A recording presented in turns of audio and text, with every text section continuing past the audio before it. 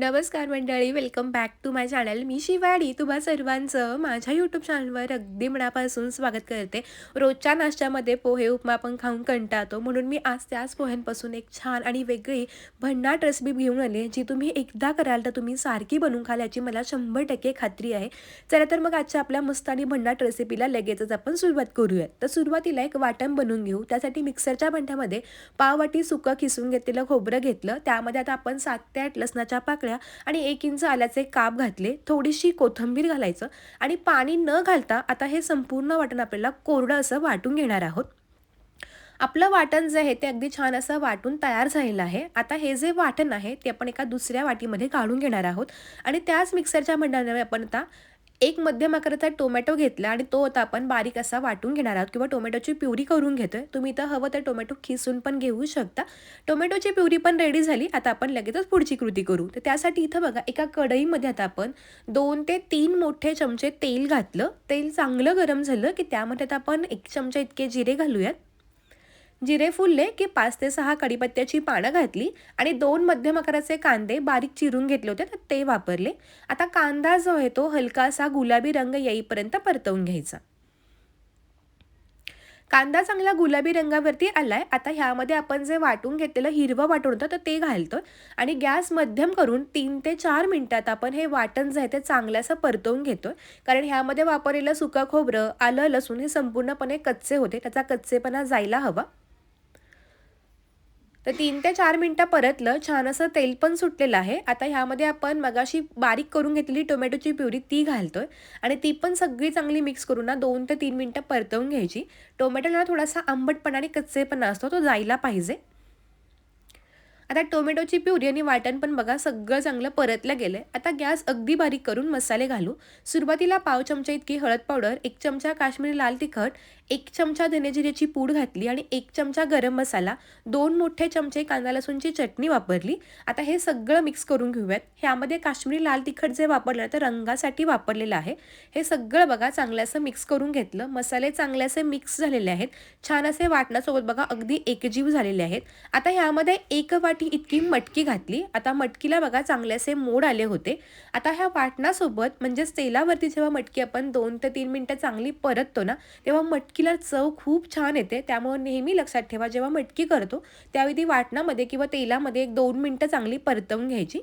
मटकीला पटकन वाफ यावी आणि छान मऊ पडावी म्हणून आपण चवीनुसार मीठ घातलं. हे सगळं बघा चांगलं असं मिक्स करायचं. गॅस अगदी मध्यम करून 2 मिनिटं झाकण ठेवायचं. 2 मिनिटं झाल्यानंतर मी झाकण काढून घेतलेलं आहे. तर छान अशी वाफ पण आलेली आहे आणि थोडंसं पाणी पण सुटलंय. पुन्हा सगळी मटकी जी आहे ती चांगली अशी मिक्स करून घेऊयात. मटकी शिजायला फारसा वेळ अजिबात लागत नाही. तुम्ही ही संपूर्ण रेसिपी कुकरमध्ये पण करू शकता. हे सगळं बघा चांगलं असं मिक्स केलं. आता ह्यामध्ये आपण पाणी वापरणार आहोत. तर साधारणपणे 4 ते 5 वाट्या इतकं गरम पाणी वापरायचं. जेव्हा केव्हाही लक्षात ठेवा मटकी किंवा कोणतीही आपण रस्सा भाजी बनवतो त्यावेळी गरम पाण्याचा वापर करायचा, म्हणजे छान असा कट येतो. तेल जे आहे ते अगदी मस्तपैकी सुटतं. ह्यामध्ये आता बघा मी माझ्या आवडीप्रमाणे म्हणजे 4 ते 5 वाटे पाणी घातले. तुम्हाला किती पाणी आवडतं किंवा तुम्हाला कशी पातळ ही भाजी हवी आहे यावरती ना तुम्ही ह्याच्या पाण्याचं प्रमाण कमी किंवा जास्त पण करू शकता. हे सगळं मिक्स केलं. ह्या स्टेजला मिठाचं प्रमाण चेक करून घेतलं. गॅस मध्यम करून आता मटकी शिजेपर्यंत ही एका साईडला ठेवून देऊयात. तोपर्यंत पुढची कृती करू. तर त्यासाठी इथं एका बाउलमध्ये बघा मी पोहे घेतलेले आहेत. 3 लोकांसाठी आजची रेसिपी आहे त्यामुळे मी 3 मूठ असं हे पोहे घेतलेले आहेत. तुम्ही वाटीने पण घेऊ शकता. माझी आत्या नेहमी पोहे मोजताना अशी मुठीने मोजायची. एका माणसासाठी 1 मूठ. तर त्या पद्धतीने मी पोहे घेतले. आता सुरुवातीला हे पोहे स्वच्छ असे धुवून घेणार आहोत आणि त्यातलं जे काही पाणी आहे तर ते काढून घ्यायचं. पोहे स्वच्छ धुवून झाले. आता ह्यामध्ये चवीनुसार मीठ आणि थोडीशी साखर घालायची आणि हलक्या हातानं हे पोहे चांगले मिक्स करायचे. माझी आत्या सांगायची की पोहे करताना अशा पद्धतीनं मीठ आणि साखर लावलं की संपूर्ण पोह्यांना ते छान असं लागतं आणि त्यामुळे पोह्यांची चव पण खूप छान येते. आता पोहे चांगले बघा मिक्स झालेत. हे एका साईडला ठेवून देऊयात. इथे एक पॅन घेतला आणि पॅनमध्ये 2 मोठे चमचे इतकं तेल घातलं. तेल गरम झालं की त्यामध्ये पाववाटी इतके शेंगदाणे घातले. तेलावरती शेंगदाणे चांगले असे मस्त कुरकुरीत होईपर्यंत तळून घेतले. आता हे शेंगदाणे आपण एका वाटीमध्ये काढून घेऊयात.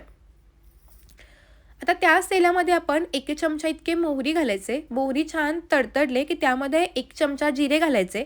5 ते 6 कढीपत्त्याची पानं घालायची. 2 हिरव्या मिरच्या बारीक चिरून वापरायच्या आणि त्यानंतर हे सगळं 2 मिनिटं तेलावरती परतवून घ्यायचं.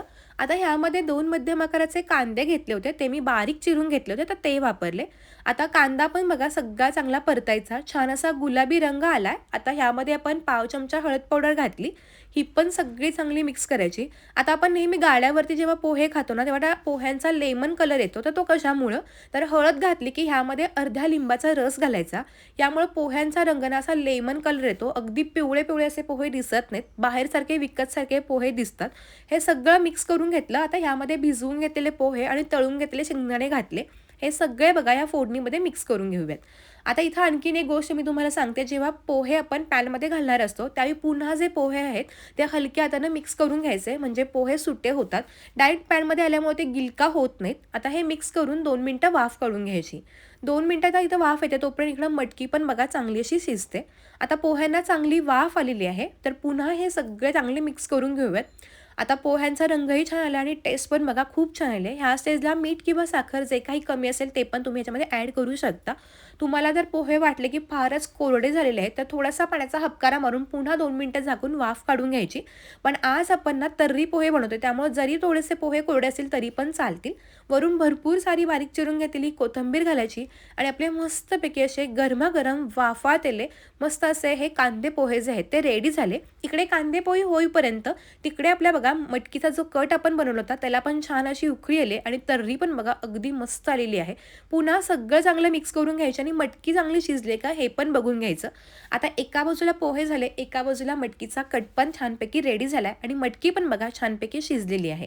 आता ह्या स्टेजला ना गॅस बंद करून घ्यायचा आणि वरून भरपूर सारी बारीक चिरून घेतलेली कोथिंबीर घालायची आणि गरमागरम मस्त असा मटकीचा कट तयार झाला. तर आज आपण ना मस्त नाश्त्यासाठी नेहमीच्या कांदे पोह्यांपेक्षा तर्री पोहे बनवतोय, जे खायला खूप मस्त लागतात. वेगळी चव असते. तुम्ही नेहमी बनवाल अशी मला खात्री आहे. कट तयार आहेत, पोहेही तयार आहेत. आता पटकन प्लेट सर्व्ह करू. एका प्लेटमध्ये पोहे, थोडासा फरसाण आणि मटकीचा कट घातला. आता हे तर्री पोहे कसे सर्व्ह करायचे हेही सांगते. एका प्लेटमध्ये पोहे घालायचे, वरून भरपूर फरसाणा घालून छान असा मटकीचा कट घालायचा आणि थोडासा लिंबू रस.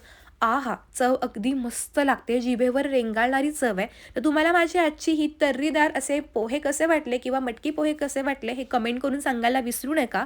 आजचा व्हिडिओ आवडला असेल तर व्हिडिओ कोणत्या गावातून, कोणत्या शहरातून पाहताय हे पण कमेंट करून नक्की सांगा.